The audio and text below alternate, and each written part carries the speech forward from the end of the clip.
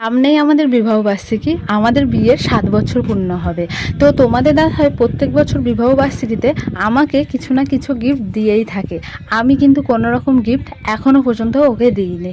আর আমি তো কোনো রকম কাজও করতাম না। রিসেন্ট ইউটিউব থেকে পেমেন্ট পেতে লেগেছি, ফার্স্ট পেমেন্ট পেয়েছি, এবার সেকেন্ড পেমেন্টও পেয়ে গেছি বিবাহবার্ষিকীর আগে।